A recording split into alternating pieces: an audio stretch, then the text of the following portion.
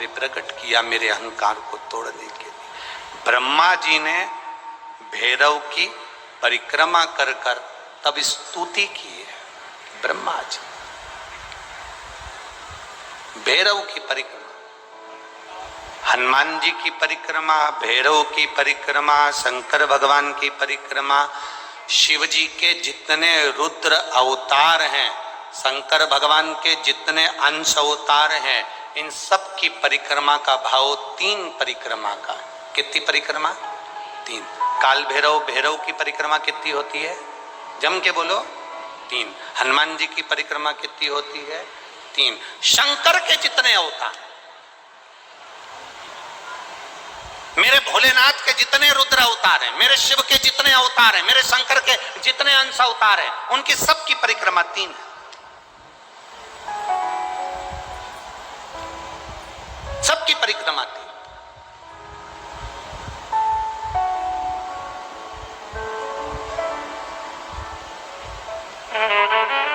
शिव परिक्रमा का भी भाव है, 3 परिक्रमा शंकर की भी है, पर पूरी नहीं। कैसी? आधी। आधी भी कैसी? प्रत्येक शंकर की परिक्रमा का स्मरण होना चाहिए आपको। ये समझे जरा, बहुत अच्छी तरह से आज कथा निकली है तो उसको समझ ले।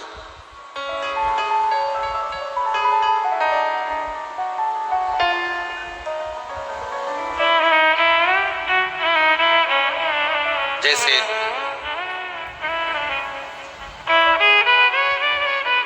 एक डब्बी और होगी ना, एक डब्बी और है, एक डब्बी और है उसमें देख।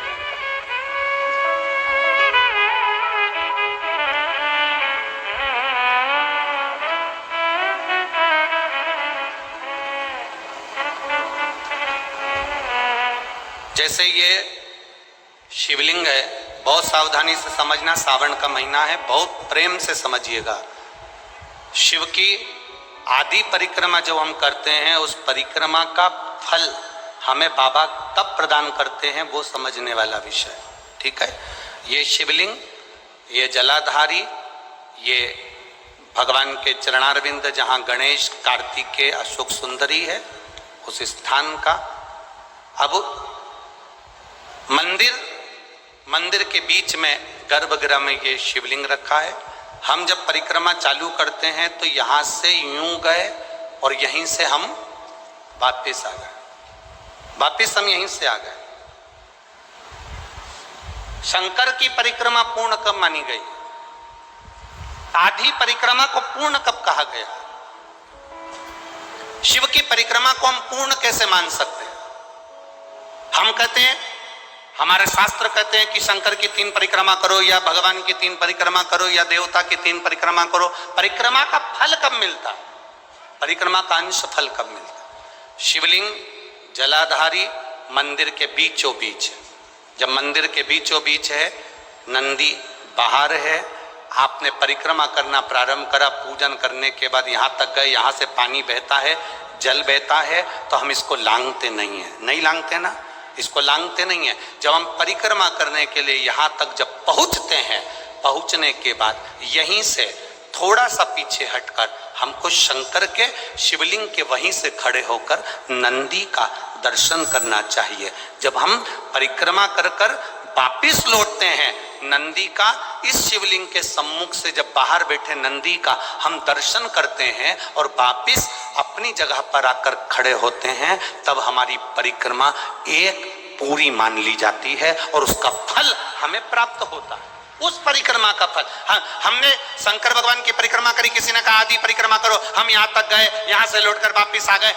उस परिक्रमा करते समय हमने नंदी का दर्शन एक बार भी नहीं करा। अगर नंदी का दर्शन नहीं करा तो उस परिक्रमा का कोई फल हमें प्राप्त नहीं हो सकता। उस परिक्रमा का कोई फल हमें प्राप्त नहीं हो सकता। अब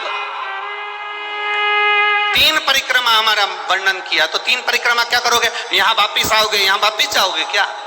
बोलो जम के, वापिस जाओगे क्या? नहीं। 3 परिक्रमा शंकर भगवान की जो वर्णन करी गई, यहाँ से चले, यहाँ पहुँचे, पहुँचने के बाद आपने यहाँ शिव जी का शिवलिंग के वहीं से नंदी का दर्शन करा, फिर वापिस पलटे, फिर नंदी का दर्शन करा, फिर पलटे, फिर नंदी का दर्शन करा। यहां खड़े होकर आप जब 3 बार नंदी का दर्शन कर लेते हो, एक ही परिक्रमा में 3 बार नंदी का दर्शन कर लेते हो, तो 3 परिक्रमा का फल प्राप्त हो जाता है और हमारा वो कार्य सफल हो जाता है। 3 परिक्रमा का।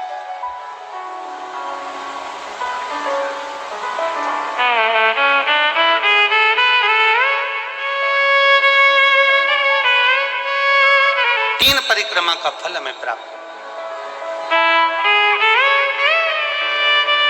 शिव के जितने गण हैं, भगवान शंकर के जितने अंश अवतार हैं, रुद्र के जितने अंश अवतार हैं, भगवान शिव के जितने अंश अवतार हैं, उनकी परिक्रमा का क्रम, उनकी